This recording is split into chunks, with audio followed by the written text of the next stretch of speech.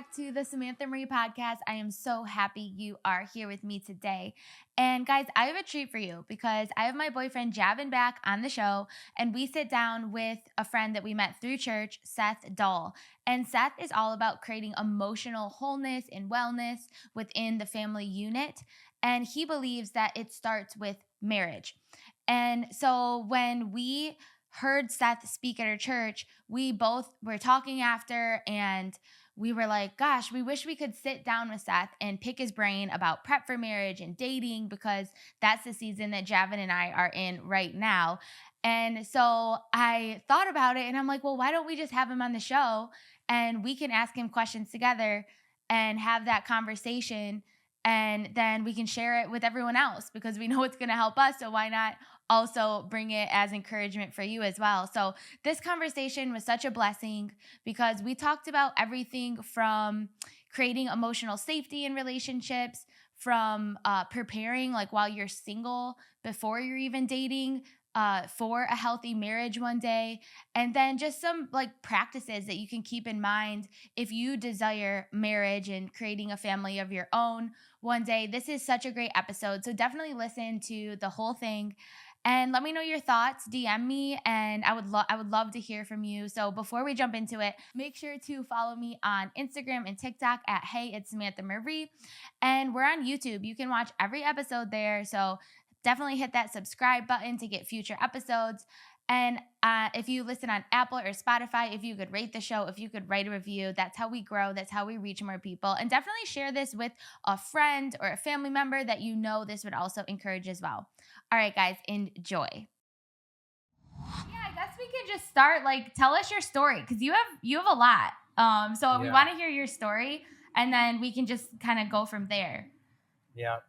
Well, long story short, I grew up in a Christian home. My mom was a really strong Christian. And so she took me to church every Sunday, every Wednesday. I went to a Christian school. But my parents got divorced when I was about 9 months old. So for about 8 years, I just grew up with a single mom. Then my mom gets remarried when I was 8 years old, which was really awesome because I was going to have a dad in the home and a man in the home. And it was also really hard for me because it wasn't my dad. And that's all I really cared about was my parents getting back together and having my family back together. So that sort of formed me as a young boy and into giving me the passion that I have now. Fast forward a little bit. At 16, I started dabbling with marijuana, which didn't go well. First time I dabbled with it, I got in trouble. I got expelled from school. Uh, it was not good. And then a few years later, got back into it, which quickly turned into coke, which quickly turned into meth, which quickly turned into acid and mushrooms and ecstasy. So I became a full-on drug addict, hard drug addict for a couple of years straight, nonstop. That's all we did was do drugs and sell drugs to pay for it. And then I just got to the point finally where I was not okay. I was not good. I became suicidal one night and stuck a gun in my mouth and was getting ready to pull the trigger when I started to like just talk to myself out loud saying, I wish I would have listened to my teachers. I wish I would have listened to my parents. Wish I would have listened to my pastors. I wish I could start my life over. I wish I could just be born again. And I heard the words come out of my mouth, and I felt someone walk into the room right after that and say, like, I don't know if I heard in my head or out loud, but I hear this voice say, you must be born again. And I knew who was talking to me because I grew up in the Christian home. And I was like, Jesus, if you can make me born again, you got to do it or I'm pulling this trigger. And in that prayer, I said, God, if you get me out of this, I will help children not go down the path that I went down. And I heard that come out of my mouth as well. And was like, I don't know where that came from, but it came out. And wake up the next day. I cry myself to sleep, weep myself to sleep. I wake up the next day totally delivered from drugs, no withdrawals, no no rehab, no nothing. I just totally free, totally delivered. And Wow. I just remember going like, okay, I need to help kids.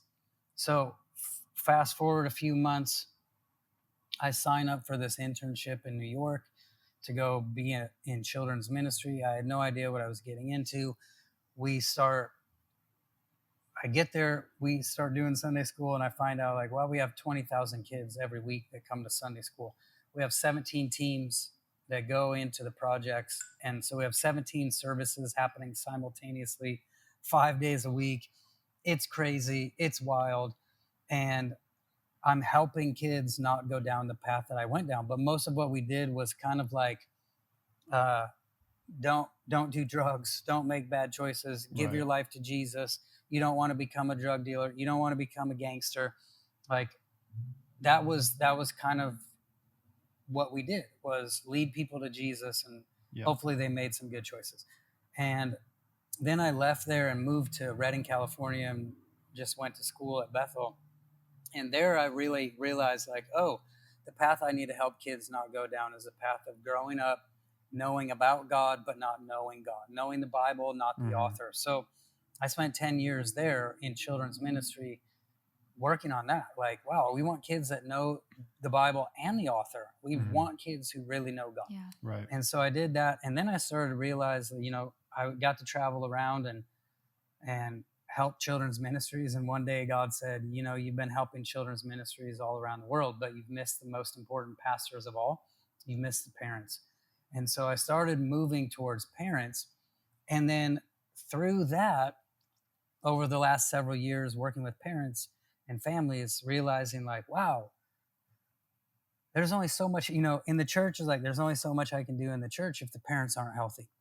And then, wow, there's only so much I can do with the parents and the family if the marriage isn't healthy. Right. And so now I've sort of just, I don't know, gotten back to if the marriage is healthy, it's a lot easier to create a healthy home. If the home is healthy, it's a lot easier to create a healthy society. You know, Mother Teresa said, you want to change the world, go home and love your family. Like, that's a huge Right. deal. When she talks, we should listen. And so I'm like, okay, this is a really, really big deal. But where it came from was all part of my story. And that whole thing of like, wow, I know what it is to grow up without a dad. I know what it is to grow up knowing about God, but not knowing God.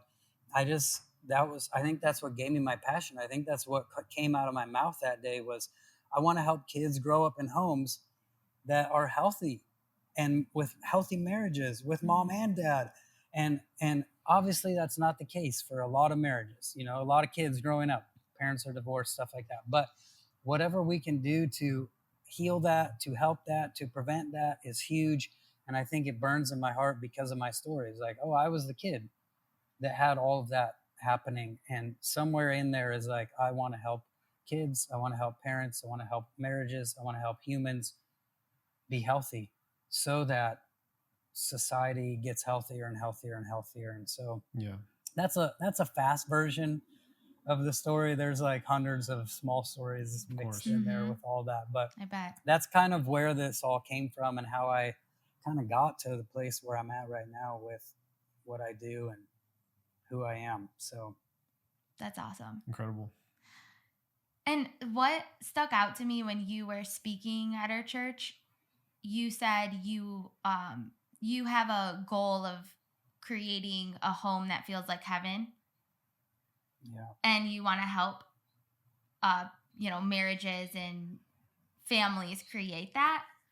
So what does that look like for you? Like, what do you mean by that exactly? I mean, I think if it's going to feel like heaven, it needs to have the fruit of the Spirit, right? So love, joy, peace, patience, kindness, goodness, gentleness, faithfulness, self-control. Like that's the fruit of the Holy Spirit. So that, fruit is evidence of the type of tree, right? You see apples, you're like, that's an apple tree. Why? Because there's fruit on it that shows me, or leaves that I can look at and go, that's an apple tree. And so I think that's what manifests externally to reveal what that type of tree is. And so I think homes that feel like heaven, the manifestation would be, the fruit would be those: love, joy, peace, patience, kindness, goodness, gentleness, faithfulness, and self-control. That's what we want to nourish each other with. That's what we want to feed each other with. That means, for me also, that means if I'm impatient, that's not the Holy Spirit is not. I'm not manifesting the Holy Spirit. If I'm unkind, I'm not manifesting what the Holy Spirit's growing. Mm-hmm. And if I'm not controlling myself, if I'm in fear, I'm not in love. So all of those things are going, oh, this is what hell feels like: impatient, unkind, because heaven feels like patience, kindness, love. And so I think that's a huge part of it. I think it's less about how many Bible studies do we do and how much scripture do we quote. Obviously, that's really important. But I've seen way too many families that are like, oh, you play worship music all morning and you crack open the Bible and you have a Bible study all morning, but then you yell at your kids at night. And it's like, Right. oh, I spent time cultivating heaven in the morning and then removing it from my home at night. No, this needs to be something we're pursuing all the time, and how we interact with each other, not just the behaviors that we do of like, well, we read the Bible every day and we go to church every week. Awesome. What's the fruit? If I'm still yelling at night, if I'm still angry at night, if I'm still frustrated at night, like, well, none of that feels like heaven. And I'm putting my kids to bed. I'm going to bed next to my wife, and it feels like hell, even though I want it to feel like heaven. And which is how I got into the emotional space of like, if I'm frustrated, it's really hard to be patient. It's really hard to be kind. It's really hard to be gentle if I'm frustrated, if I'm grumpy. So like my emotional landscape going on in my heart heavily affects the fruit I'm able to produce through my life. The verse Ephesians 3:20 says, now to him who's able to do exceedingly abundantly above all you can ask or think or imagine, according to the power that works in us. The word works is the word energio. It's a Greek word, energio. It's where we get energy from. Oh, cool. Our word energy. But emotions are just energy in motion. So God is able to do exceedingly abundantly above all we could ask or think or imagine, but it's according to the power that's energized in us. So if I have an emotional energy of frustration, I'm actually blocking I've cut off the circuit breaker. And I'm like, why isn't the air conditioner working? Why is it so hot in here? Why are we all sweating? Why are we all miserable? Oh, I cut off the circuit breaker to the power. The power's coming in, but it's not passing through and showing up in our atmosphere here. And so I think emotional health, energy in motion, emotional health is incredibly important to heaven, the feeling of heaven in our homes. Yeah. Wow. That's fascinating. I really like that. What was the biblical for energy? Energio. And what would that be in like New Living Translation? Do you know? Ephesians 3:20. 3:20. So okay. It's the word according to the power at work in you, or according to the power that works in you. That word works is the word energio, according to the power that's energized in you. Some translations use the word energized. That's fascinating. Yeah, that's awesome. Really like that. So I love that you talk about emotional health, because we talk about that a lot. Like separately, we were when we were single, we both were really into like emotional health and like prepping for a healthy relationship one day. So it's nice because now in our dating process, like dating is we were just talking about this. It's like emotionally really like taxing, or it's revelatory as well. Yes, there's like a lot of like highs and lows in dating, and I'm always like, how do people do it that aren't like emotionally aware, like thinking about this stuff? Without the tools to identify triggers, or just if you haven't done any kind of emotional work, like how do you function? Like how do you if you don't have the language can to get talk, very toxic. Yeah, you don't know how to recognize patterns of trauma, and you don't know how to like approach each other with kindness and love through proper communication tools. Like it's so much stuff that we're not taught as Christians, or just in the church, or in families in general, that people, you have to go out and you got to pursue it yourself. And Yeah, so like along those lines, I guess, how do people prepare, like even when they're single or when they do meet that someone that they want marriage or dating for intention? Hmm. Like how can we like get ahead of this like emotionally to have a healthy relationship one day?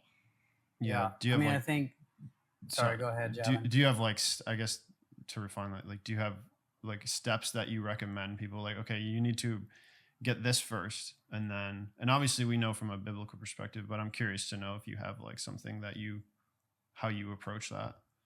Yeah. I mean, I think one thing that could be really helpful, obviously, whatever you do to heal and become aware of what's going on inside of you is going to be huge. My wife and I, probably the best thing we did was spend 2 years um, really just working on our own individual health before we started dating, before we got engaged, before we got married. Like, we had done a ton of work in this. I would say probably one of the most helpful things is something called grief recovery, which normally when we think of grief, we think of death and divorce. That's usually the only two instances we'll drop grief into. But grief is actually the conflicting emotions due to an end of or change in a familiar pattern of behavior. It's also the normal, natural reaction to loss of any kind. So, thinking about dating, marriage as a single person is like, where have I had loss, right? Like, if I've had loss, if I've had ex girlfriends before, wow, I've lost a lot there. I've probably had a broken heart at least once. Um, where have I had a change in the familiar? I think one of the healthy ways to look at grief is to go, what what did I have as a child? Because grief causes you to look at, like, what are my wounds? What are my wounds? Where am I hurt? Where did I have an end of the familiar, a change in the familiar? And, for me, I'll just give you a quick example. For me, I realized that the moment my mom told me she was getting remarried, my stepdad's there, my future stepdad's right there. She tells me she's getting remarried. I had conflicting emotions due to an end of or change in the familiar. So I'm not going to have my mom to myself. My whole world that I know is about to be flipped upside down. So I have joy. I'm going to have a dad in the house. Yes, I also felt like what hit me so hard when I did grief recovery was, oh my gosh, that's the moment I lost a sense that my voice mattered, right? So because I had communicated, when's dad coming home? When are you guys getting remarried? I had prayed, I want my parents to get back together. I want my family back together. So in this one moment where my mom says, I'm going to get remarried, I I have joy and I have deep deep sadness in, I just, my voice doesn't matter to people close to me. My voice doesn't matter to God. God doesn't answer my prayer. This is just it's not what I would say out of my mouth, but in my heart I'm going like, I prayed 100 times for this. God must not care. I've told my parents this. They must not care. And so what that can translate into, if I don't get healed from that, is I become a husband and a dad that in order to get my voice heard, I have to raise it. I have to get louder in order for you to hear me. I have to make you hear my voice because I don't believe that my voice matters to the people closest to me. And so it affects my spiritual life. It affects my marital life. It affects my parenting life. It affects all of it. And so I think, to back up a little bit, I think grief recovery in the sense of looking at our childhoods can be really huge because you're looking at your whole life going, I've had a lot of losses and these have taught me things. These have these have taught me beliefs and instilled thoughts deep inside of me that I now live out based on what I've lost, based on what's changed, based on what hasn't happened, based on what has happened that I wasn't expecting. And so I think grief recovery could be a great first step in that because grief recovery really goes after the emotions and the heart, right? And we know above all else, guard your heart, for out of it flows all the issues of life. Like, so tending to the heart is massive when it comes to what issues do I want to have in my marriage? What issues do I want to have in my family? Because if I have those issues, somehow it's coming out of our hearts. So the more I can tend to this, And grief recovery tends to that. It can be super beneficial. That'd be a great first place, I would say, to go. Yeah, hope deferred makes the heart sick, as they say, right? Like Yeah. that loss of the familiar, like you were saying, any kind of loss, it's like you had this hope of what it was, what it could be, and then you lose it. That's actually like in divorce, that's one of the hardest things. When you make all these plans with somebody and you have this like life, you have this expectation of what life's supposed to be, and then you lose that, it's like losing a part of yourself almost. It's fascinating. So that makes a lot of sense. Mm-hmm. And then you're going after the root of any kind of maladaptive behavior is like, it's a survival instinct, right? So this hurt my heart. And so I adapted. I had to figure out some way to protect myself. And so if you can go back and ease that, like, oh, this is actually safe now. I can, that's 100%. So good. Yeah, it is so good. Because how many people talk about like processing their grief as a way to prepare for a healthy marriage? It's so necessary. It's not a common. Yeah. People don't commonly say that. Yeah. But that's so well, good. Think about it this way, right? If I really believe my voice doesn't matter, if that's a belief because of a loss as a child, then I get in this dating relationship and I communicate something that's important, and my fiance, girlfriend, wife doesn't listen. Boom, I just got triggered really hard. Yes. We've both walked through that already. Yeah, right? That so happens like, all the time. like, you don't care what I have to say. You don't listen to me, just like everyone else in my life. Like, you're just like my mom. It doesn't, right? Like we get, these are triggers that get pulled. Totally. And so if I can either dismantle that trigger or reload the gun completely, then something else is going to fire out when you pull my trigger, right? Like, you're going to pull my trigger and not listen. It doesn't mean my voice doesn't matter. It means we've got to get better at communicating. Okay, this is an area to grow. And now that's way simpler than I fire off a bunch of anger from the last 35 years of my life that I'm now shooting at you because I've never dealt with this trigger or what's loaded in my gun. Yeah. It's automatic too. They're on like an automatic firing system.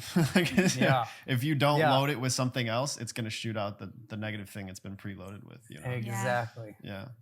Yeah. So do you have tips on like creating emotional safety in relationship, and when you are dating, like helping each other, or kind of like tips to navigate those conversations, or when things do come up, like processing that? Yeah, like what is appropriate for each partner to help each other, and then like what are we responsible for individually as well. So we want to know like how can we support each other while keeping an appropriate amount of like boundary between, because we're not one yet. And even when you become one with somebody, you still need to like recognize this is mine, this is hers, but I still want to be loving and helping her, and she wants to do the same for me. So how do we like meet in the middle and like exchange goodness in a healthy way, but also like not self-sacrifice in a way that's unhealthy. You know what I'm saying? Does that make sense? Yeah, totally. And we don't want to be codependent. We also don't want to be independent. We want to be interdependent. Right. We want to. We are designed to partner and work together. Like, it's not good for man to be alone. Like, this is not good. Isolation. It's also not good that I'm codependent on you. I mean, I think probably a huge deal, and this could be a massively long answer if we let it. Go ahead. I'm gonna try to keep it as short as possible. Condense. It's important, though. It is, though. We're here for it. But like, a lot of this comes down to delivered communications of an emotional nature. So what happens a lot is women mostly, now men have stuff that they do mostly, but women mostly will criticize. So they'll blame when they've got something to bring up that needs to be looked at, needs to be changed. They're trying to address something. But most of the time, the women in the relationship will criticize. That means they'll complain and blame at the same time. Then the man goes really defensive and wants to protect. And so Like, I'll just give you an example. My wife, like a month ago, maybe not even a month ago, we went for a walk and she's like, hey, I'm feeling angry about some stuff. I'm like, okay, so what's she doing? She's delivering some emotional communications right now. Right. And I go, I better not go on defense. And at the same time, I want her to deliver this in a way that doesn't feel like blaming, right? Yeah. She's told me, here's what I feel. And then she says, here's what's going on. So I think to make it real simple, if a wife can go, hey, I'm feeling scared about some stuff.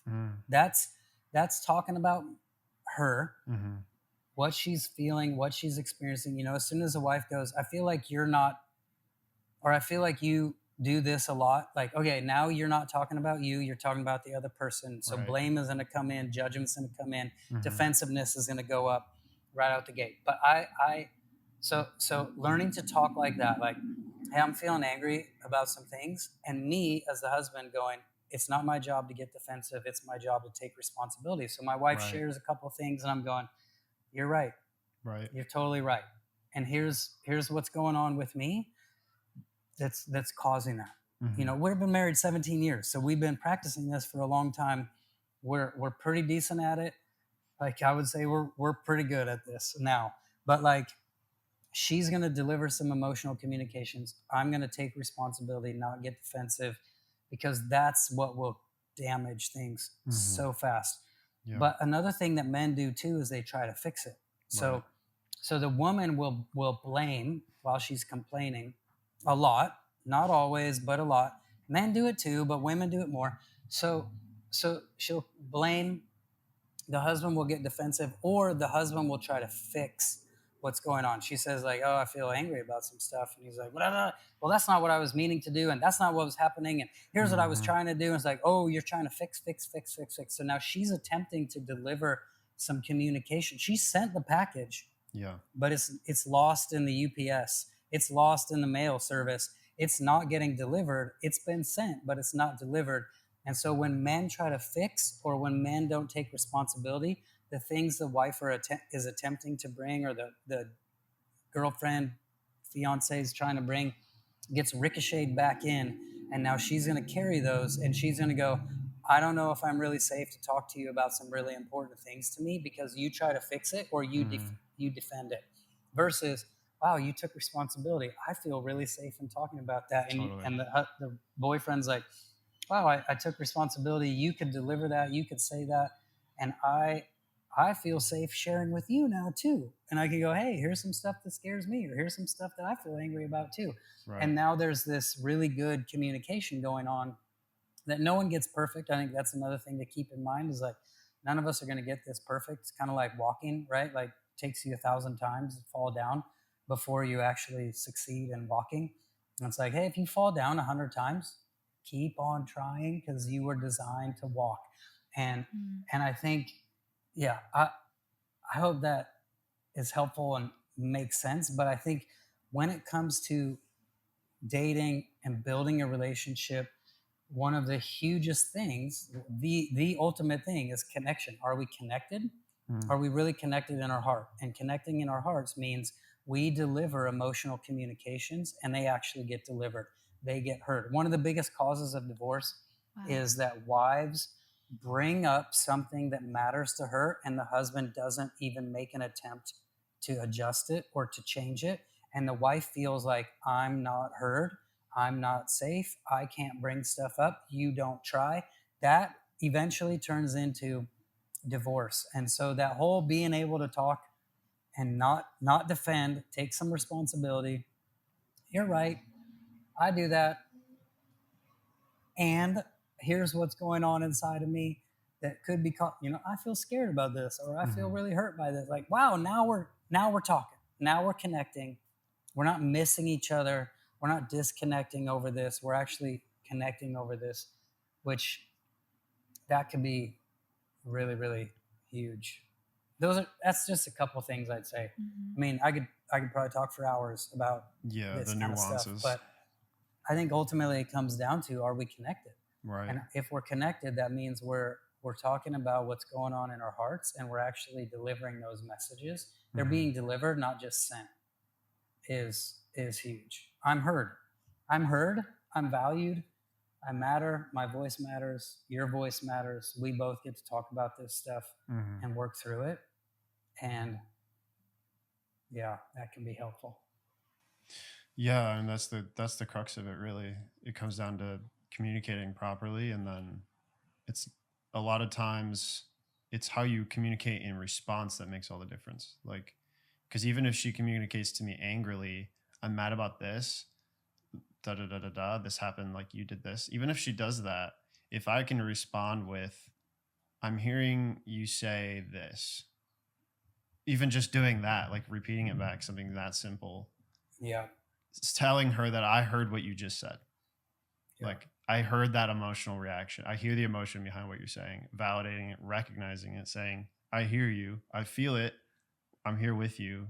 I'm willing to connect with that, whatever that is. And that, I mean, that alone changes the whole everything.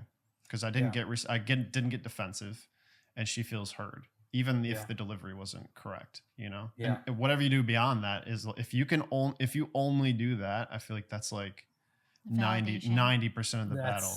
Validating. That's a huge, And it's hard. It's hard to not want to fix for both people. It's hard to not just want to be like, well, or kind of try and tell them, or, you know. Because we flip-flop both of those. Like everything you were just describing, I do a lot of what, like the blaming or attacking too, and like, or sharing it, like, you know, like, I'm just feeling this, you like know? Response. Yeah. And she does the fixing too. And so it's like, I think you trade and take each other's places. One thing we like to say is the heart doesn't need to be fixed. It needs to be witnessed. Yeah, you said that at camp. That's what you're talking about, Javan, is like, wow. I just witnessed your heart. Right. And now Samantha's heart can go, whew, wow, I feel so much better. Like, just talking about it, I feel so much better. Why? Because it got witnessed. If it doesn't get witnessed, it gets sent back in. And now she's carrying all of that. And you validating, saying things like that.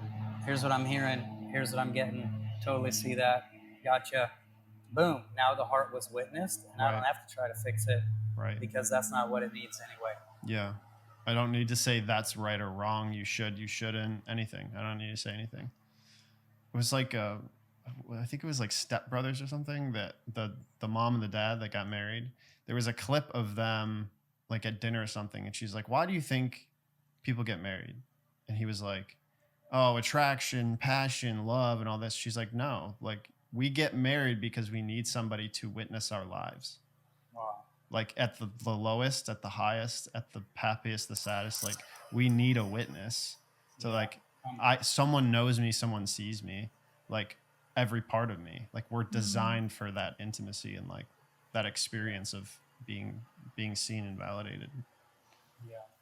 I love it. In that, I guess along those lines, like what do you think the most important thing is for someone that's single or dating and like looking for a spouse or deciding on marriage? What do you think the most important thing is when taking that into consideration? Yeah, the foundation of a healthy marriage is friendship. And so, you know, if you're dating someone and looking at like, could this person be my spouse? Like, you know, a lot of times that's what kids think. Like, well, I'm really attracted to them, so I'm going to build a relationship just on attraction. But we're not really friends. We're just attracted to each other. We've held hands or got way more involved than that. Like, oh, the foundation we're building on is not a foundation that creates a healthy marriage. So friendship is massively important. Like my wife and I, we kind of joke, like we married our best friend and we've had to protect that friendship. We've had to revisit that friendship. We've had to look at our foundation and go, how's our friendship doing? Yeah. And so I think when you're dating someone, it's like build a friendship. And there's practical ways to do that. But like build a friendship. And then even when you're moving forward, it's like, this is the most important thing. All the other stuff builds on top of that friendship. Because if we're not friends, you know, I can be roommates with someone, no problem, and not be their friend. Like pay your bills, You pay your bills, I pay my bills. You stay in your room, clean up your kitchen. I clean up my kitchen, or I clean up my part of the kitchen. You clean up yours. I do my chores. You do your chores. Like, yeah, good. Like, I don't have to be your friend to be your roommate. And that's what happens when we lose friendship is we become roommates, and it's called roommate syndrome. Like, now we have this roommate relationship, even if we've been married 10 years, we're just roommates, not actually friends, not actually lovers. But yeah, I think ultimately developing the friendship and protecting the friendship is critical. Wow. That's really good. And what is like a balance of because when you enter into a relationship or marriage, then all of a sudden, especially in marriage, now you're like one, right? Mm-hmm. What is the balance of like having your autonomy and also having that like friendship and closeness and being lovers and like, because you're living together, So what's the balance of having your time to yourself and your relationship? Is there like a healthy balance, or do you have ideas on that? I feel like that applies to dating as well. That question can be applied to both. Because we've been like navigating that too in dating. Like, how often should we be hanging out? Like, how much should we be like talking or together? How much time do we need on our own, like to have our separate time? So yeah, we've been navigating that too. And you don't have to like answer that specifically, but like, is there like a metric you would use, like a litmus test kind of thing? I mean, I think potentially it could be different. So different for different people, right? Like, my wife needs more alone time than I do, but I also need alone time. I I I thrive when I have some, and she really thrives when she has a lot. And so, learning that as we go along, it's like, okay, or even communicating, like, hey, you didn't text me today. We're dating, and you didn't text me today. Are we good? Oh yeah, here's communicating about it. Like, I didn't know you wanted me to text you every single day, call you every day, hang out with you every day. I think we would call that defining the relationship, which sometimes you need to redefine your relationship. So it's really important to define that stuff as soon as possible. Like, hey, what do Javan, what do you think about how often we should hang out? Like, well, I think we should hang out every day. Okay, for me, that might be a little too much. That might be a little too much. I was thinking like 3 times a week would be great. What time do you think we should like stop hanging out and leave each other's houses? Like, oh, I was thinking like midnight. Like, whoa, I got to go to bed at 9:30 because I wake up at 5 in the morning. I can't hang out till midnight ever. Or what happens is now Samantha's compromising and she's staying up till midnight because Javan thinks it's normal to stay up till midnight 5 days a week, 7 days a week. And now she's not functioning at work. She's not functioning at all in her normal existence.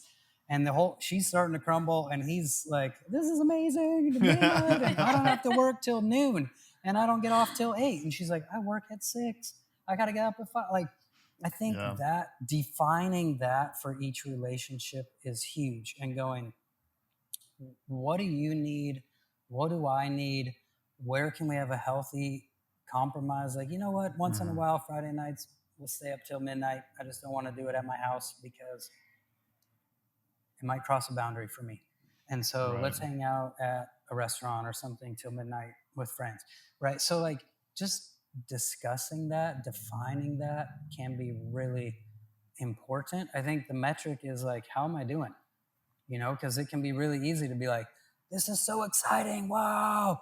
And, okay, I'm not functioning at work. Wow, I'm really exhausted. Wow, now I'm running on fumes. Wow, now even my relationship with this person that I like a lot, probably love, I'm not doing okay.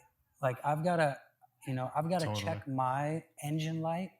Like, if my engine light's going off, I probably need to make some adjustments. If your engine light's going off, we probably got to make some adjustments for you. Like, checking my own engine light is huge, but defining it up front and along the way can also be really helpful.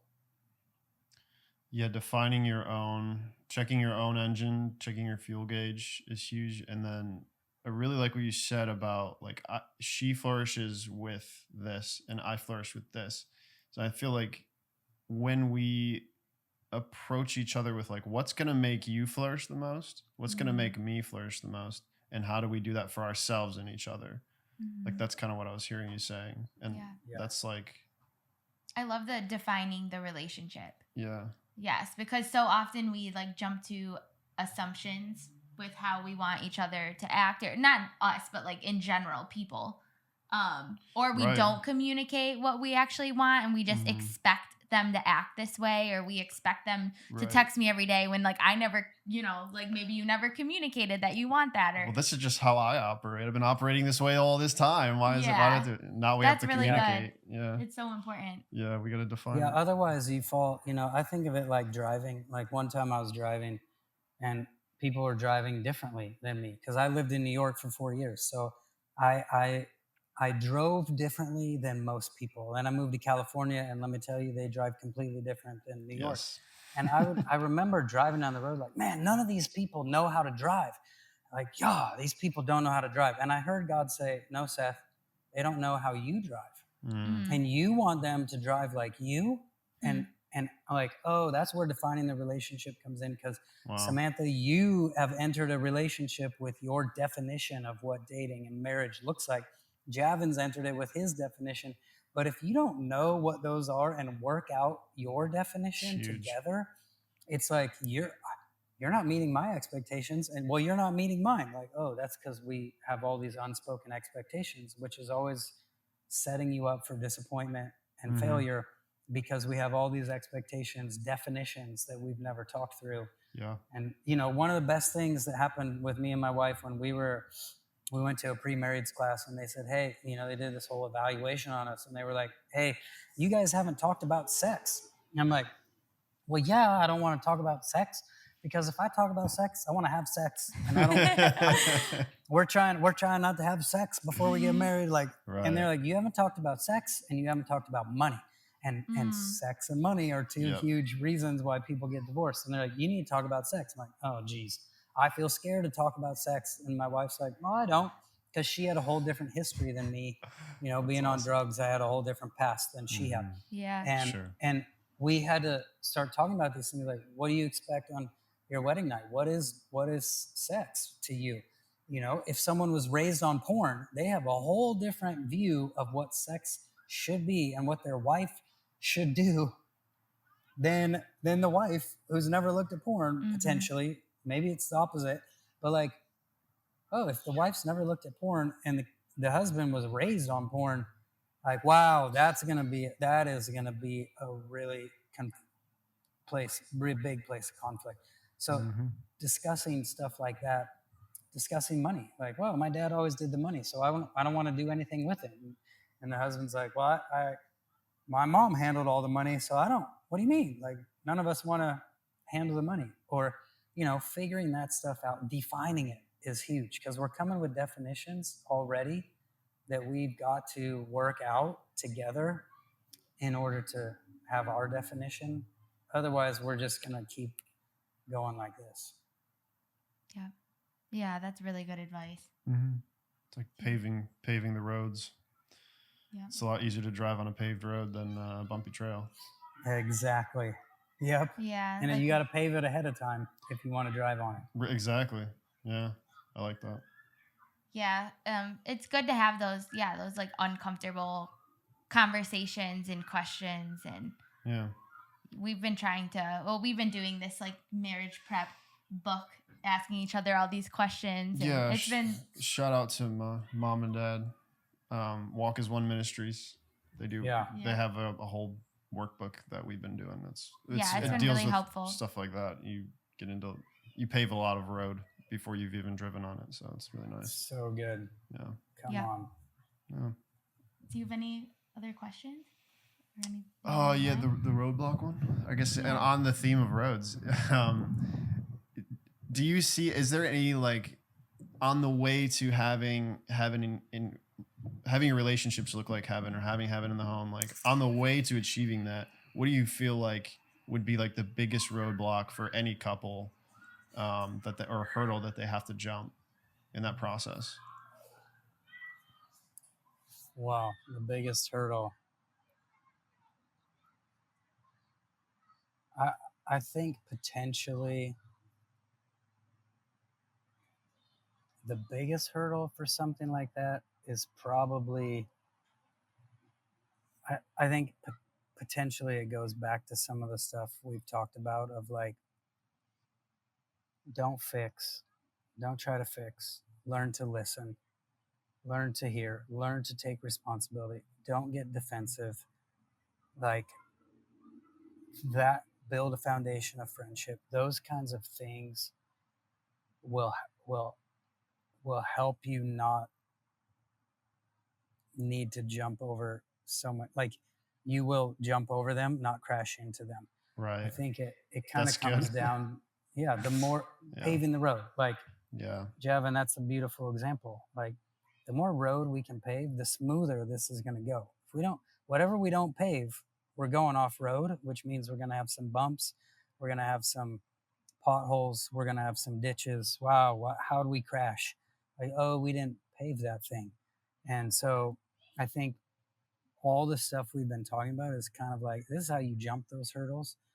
You know, communication is a huge deal. Giving each other grace is a huge deal when it comes to this. Like, I got to take some responsibility in this. I can't just say you're the problem. And I think grace is the suspension. Grace is what helps you jump the hurdles, like and roll over the potholes. If you don't have grace with each other, you're screwed. Yeah, exactly. You're gonna break something. Yep. You're gonna break something. Yeah, awesome. and that just made me think of too with dating, because so often people do, especially I think it's social media culture, where we have this thought that we're looking for this perfect person. Mm-hmm. And so I love that you brought up the grace thing, because I think we've been doing a good job of that. And I think other people can, I guess, hopefully be inspired by that. But, you know, like no one is perfect. And we do need to be like a safe place for, I mean, with dating, you're learning about each other. But if you really feel like led to move forward with this person, or you really do love this person, like, we're going to be sharing things that are really uncomfortable. And especially if you're old, like both of us, you're 30, I'm 33. So we've had a past, we've had, you know, we've gone through things. So we're sharing things that are uncomfortable, or maybe have been like, have been areas of shame, and like being there for each other and giving each other grace. Right. And that has been really big. And it doesn't matter what age I think everybody has, and I think we'll forever have a little kid inside of us that still, you're going to have to still walk through little, I mean, you know, the Lord can do amazing things, but generally speaking, most people still have an inner child that has an aspect of their life that they haven't encountered their own child and like given grace to them. And I mean, just dealing with kids in general, you really have to have a lot of grace and be like, oh, they're still a kid. Like, you have to approach them with patience and kindness and grace, because they can't do anything yet because they haven't learned, you know? So it's like, it's futile. It makes no sense to approach them with any kind of frustration or arrogance or anything, or like, you should and taking that same thing and looking at your partner and being like, oh, they still have a little girl in them, I still have a little boy in me. And like, when that child comes out, when the emotional vulnerability, and like when I word vomit or something out of reaction, it's just the little kid that hasn't learned how to handle this yet. And like seeing that and like having grace for that is like everything, I think. I mean, it's like handling the heart with kid gloves, you know, like wear kid gloves when you deal with each other. Yeah, that's a great way to say it. Yeah. Being kind, being gentle with each other, the kid gloves. That's, yeah, I love that. I guess as we have a few more minutes, is there anything like you and your wife do to like be proactive and with like emotional connection? Because I love what you said earlier about like you need that emotional connection. Like the most important thing. Mm-hmm. So are there any like practical, proactive practices that you do in your marriage to kind of keep that going? Yeah. My wife, we do a couple things. My wife and I take a walk at least once a day for about a half an hour. Like 6:30 in the morning, we go out and walk and we talk. And one of the best ways to reduce stress is to talk about your experiences of the day. And a lot of times it can be helpful to go, let me talk about everything happening in my world apart from you. And you talk about everything happening in your world apart from me. So we're having conversations about like my work, her work, um, things like that. Like, man, this person at work really tough. Like, and she just validates me there. That can reduce so much stress, so that when we do need to talk about stuff going on with us, we've already reduced a whole bunch of the other stress. So we do that, stress reducing conversations while we walk. We also do something I call emotional hygiene every day. We do it with our kids too, where we talk through just like you would brush your teeth every day at night before you go to bed. Brush your teeth, floss your teeth, go to the bathroom, get your pajamas on, go to bed. Like those hygiene things, we do that with our heart. And so we just talk through the day. Our 15-year-old talks through her day. Like, man, I was really scared today when I was with the horse and this happened. And my boyfriend didn't text me and I was feeling pretty scared about that. And my son can be like, at baseball, it felt so awesome when I hit that ball. And like, we're just sharing so cool. our days, and we're cleaning out our hearts before we go to bed. So, I mean, my wife and I, it's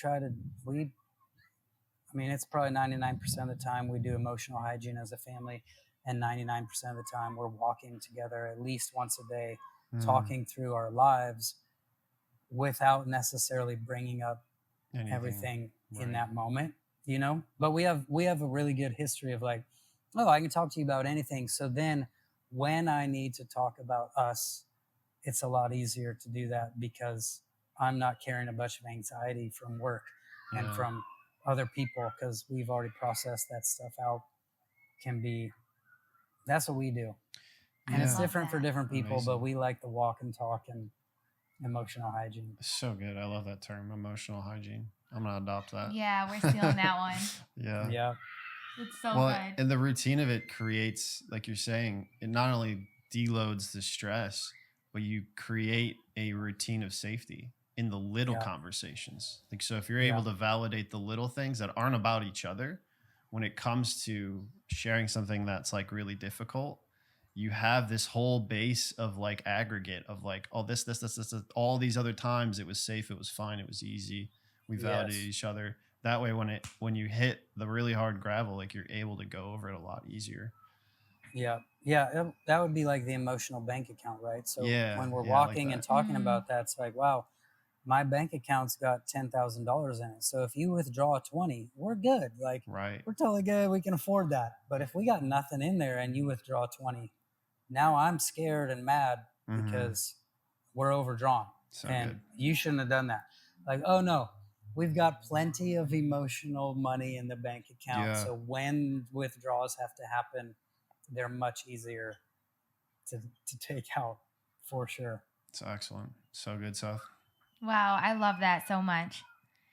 Okay, so last question I have for you. What's one lesson you hope every couple learns and lives by? One lesson. If you had to pick one. I was gonna say that it seems like you have so many, so it's probably hard to pick one. Yeah.